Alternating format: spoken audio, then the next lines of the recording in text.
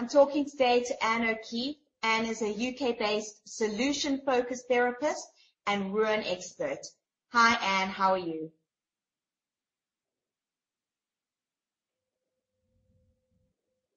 Hi, thank you, Joanne. This is a real pleasure to do this interview today. Wonderful to be speaking to you too, Anne. And today we're going to be having a discussion about developing an attitude of gratitude. So let's begin with what are your thoughts on gratitude and why is gratitude so important?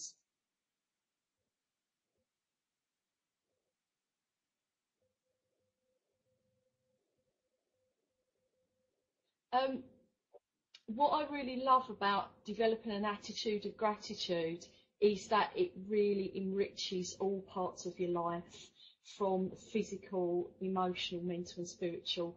And I'm living proof that it works because I've been practicing it for many years now, and so much goodness has occurred in my life on so many levels. So I'm hugely, hugely thankful. I feel that developing an attitude of gratitude is the cornerstone to manifesting and great abundance in life. So if we begin with developing gratitude or thankfulness for all things, for all people, in all situations, then we can grow richer from the inside out. And I think that's really important in this day and age. What are your 4 top tips on developing an attitude of gratitude?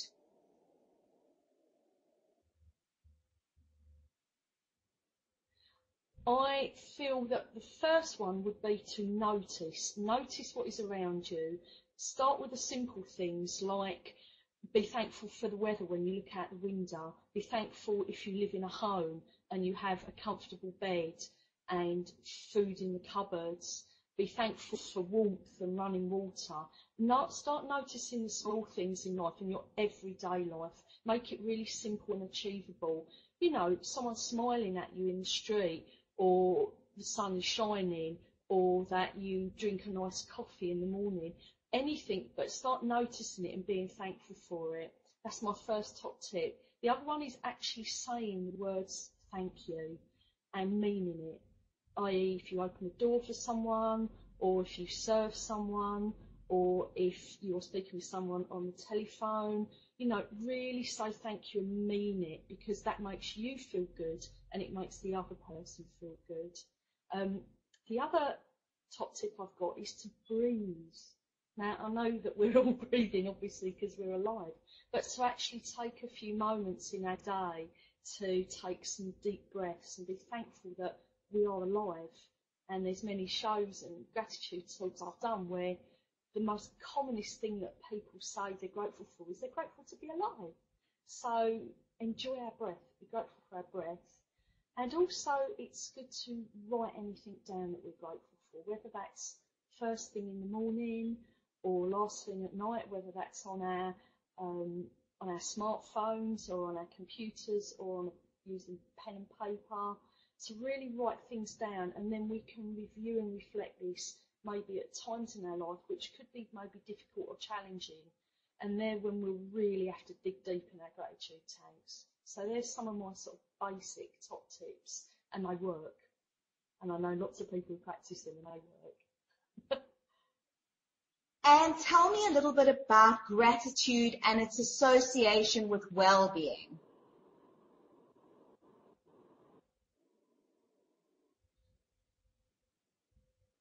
Well, gratitude, has been some wonderful research done by Professor Emmons in California. And, you know, the people on the west coast of America, they're very much deeply into development of their personal growth and spirituality. So I'd be very open for people in the UK to do research on gratitude. But one of the key elements is the more we express thankfulness, it actually lowers our blood pressure, which of course is good for our cardiovascular system and our heart and well-being. But it's also really good for our mental health.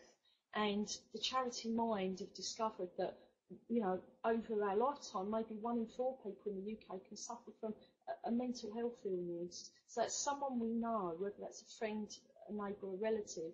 So actually expressing gratitude and thankfulness is not only good for our physical health, but it's really good for our mental health, which naturally is going to improve our well-being on the emotional level as well. And we start developing a better relationship with ourselves and more real, authentic relationships with others. So being thankful, having a sensation of thankfulness, really feeling it and expressing it, it is not only is it good for us, it's good for everyone around us.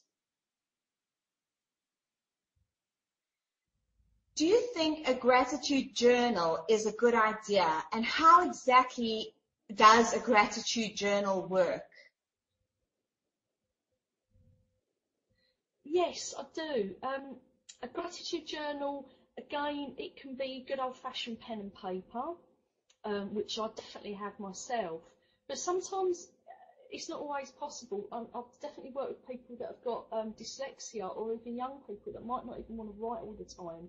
So even using your phone or your smartphone or your iPad or your iPod is still really useful. The main thing is that you're taking notes, and that could be in written words, but it could even be in pictures or through art.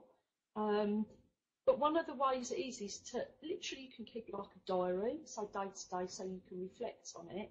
And the more you start viewing it with your eyes, the more it's going to start really connecting with your unconscious mind. That's that big 95% of our brain, which really holds all our inner resources, our beliefs about ourselves and the world around us, all of our memories. So the more we write or draw and read and view and reflect back, the more it embeds good feelings. And that's really crucial. Good feelings of what we really are grateful for. So, the great thing with gratitude is it doesn't have to cost anything. Anyone can start from the word go. So this is open to anyone and everyone, old and young alike. And, I'd really like to get a gratitude revolution going. And I know there's a lot of people already doing that, but I'd like to really get it in a much bigger and wider way, because it makes us all feel good. And that is only going to be a better thing for us and our families and the world around us. Thank you, Anne. Thank you so much for talking to me today.